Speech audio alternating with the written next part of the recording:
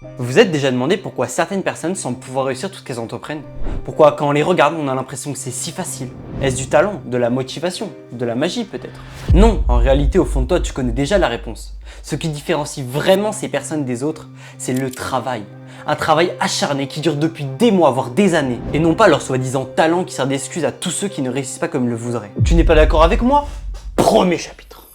Le talent. Mythe ou réalité? Quand on parle de talent, c'est souvent pour décrire quelqu'un qui réussit mieux que les autres dans un domaine. Sport, argent, musique et j'en passe. Il y a toujours des gens que l'on décrit comme destinés à réussir. Comme si elles étaient nées avec quelque chose en plus. Quelque chose que les autres n'ont pas. Un don en quelque sorte. Ça, c'est ce qu'on appelle le talent. Maintenant, la question qu'on pourrait se poser, c'est ce petit truc en plus là, qui permettrait à certains élus de réussir plus vite que les autres. Est-ce qu'il existe vraiment? Regardons la définition que le dictionnaire a donnée. Le talent est une capacité développée à exceller dans un domaine, souvent en lien avec une prédisposition, mais visible et reconnue par les autres. Sachant cela, regardons maintenant la définition d'une prédisposition. Une prédisposition est une tendance naturelle ou potentielle à être bon dans un domaine avant même de l'avoir pratiqué. Je pense que vous commencez à voir où je veux en venir. Ces deux définitions sont similaires, mais ne veulent pas exactement dire la même chose. Comme il est dit, le talent est une capacité développée, donc pas acquise dès la naissance, contrairement à une prédisposition. Et donc l'excuse du « il a réussi parce qu'il avait du talent » ne marche plus, puisque le talent est en fait rien d'autre que le résultat d'un travail acharné. Et c'est là qu'on voit que ce n'est qu'une excuse parmi tant d'autres pour justifier ses propres échecs, s'auto-persuader que l'on n'est pas fait pour ça. Alors que peut-être, avec du temps et de la patience, on aurait pu atteindre ce rêve, cet objectif. Mais la réalité, c'est que pour réussir quelque chose, pour acquérir ce fameux talent, il faut travailler. Travailler plus que n'importe qui, travailler au-delà de ses limites, au-delà de ce que tu aurais pu penser faisable. Il faut être prêt à faire des sacrifices. Plaisir éphémère, dopamine instantanée. Ces choses doivent être balayées de ta vie si tu ne souhaites ne serait-ce qu'espérer réussir. L'importance de la discipline. Est-ce que tu savais que 53% des gens abandonnent leur première résolution au bout de 3 mois seulement?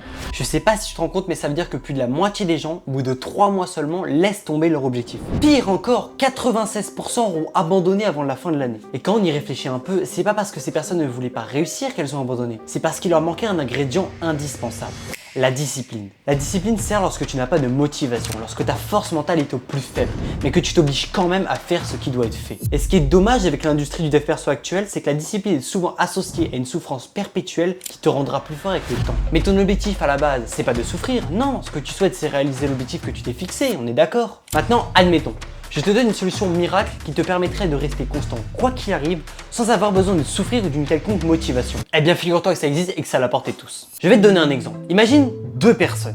Ils ne se connaissent pas, ils ont tous les deux le même âge, sont tous les deux au lycée et ont un objectif en commun, celui de devenir bon à l'école. Maintenant, ces 2 personnes décident de travailler chaque jour 1 heure à la fin des cours. Et c'est là que la différence de niveau va se creuser entre les deux avec le temps. Le premier adolescent va juste rentrer chez lui comme d'habitude, se mettre sur son bureau et commencer à travailler. Les jours passent, il travaille comme prévu, mais régulièrement il est distrait. Il regarde une petite vidéo ou joue sur son téléphone. Et au bout de quelques semaines, il finit par abandonner et revenir à ses anciennes habitudes. Ça, c'est le schéma classique que l'on retrouve chez la plupart des gens. Maintenant, le second adolescent va d'abord changer son environnement. Ranger son PC, laisser son téléphone dans le salon, ranger sa chambre, bref, ne laisser que l'essentiel. Et lui par contre, il va tenir dans le temps.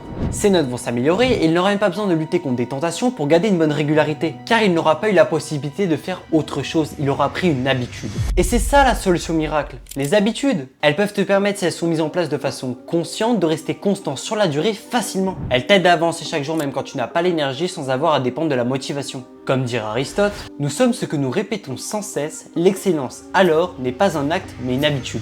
C'est quelque chose qui n'est souvent pas mis en avant, mais si vous prenez une bonne habitude, poursuivre votre objectif ne vous demandera même plus d'énergie et cette habitude finira par faire partie de qui vous êtes. Et c'est ça pour moi la vraie discipline. Se servir de notre cerveau pour faciliter au maximum notre progression de façon constante et réduire le plus possible toutes les tentations qui risqueraient de nous freiner. Mais il y a encore quelque chose qui pourrait vous aider à réussir. Quelque chose qui pourrait ne pas paraître essentiel pour certains, mais qui pourtant est indispensable à tout projet. Je veux bien entendu parler d'aimer le processus. Alors sans plus tarder, prochain chapitre. Apprendre à aimer le processus.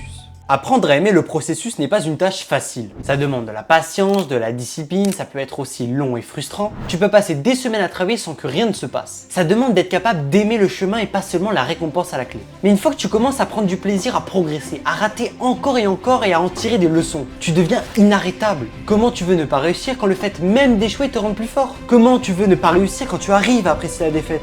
Comment tu veux ne pas réussir quand tu arrives à considérer la défaite comme une épreuve qui te rendra plus fort? À ce stade-là, réussir n'est plus une question de chance ou de talent, c'est juste une question de temps.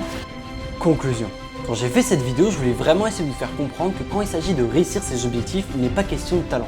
Car souvent, on oublie que nos rêves ne sont pas si inatteignables que ça. La plupart du temps, il suffit juste de beaucoup de travail et de patience. Et même si certains ont des prérequis que vous n'avez pas, même si certains sont plus grands que vous, plus forts que vous, ce n'est pas en restant assis là à les regarder que ça va changer. Au final, même si vous n'y êtes pas parvenu, vous avez sûrement déjà accompli tellement que votre vous du passé serait fier de vous alors qu'il est. Vous voulez quelque chose? Vous le voulez vraiment?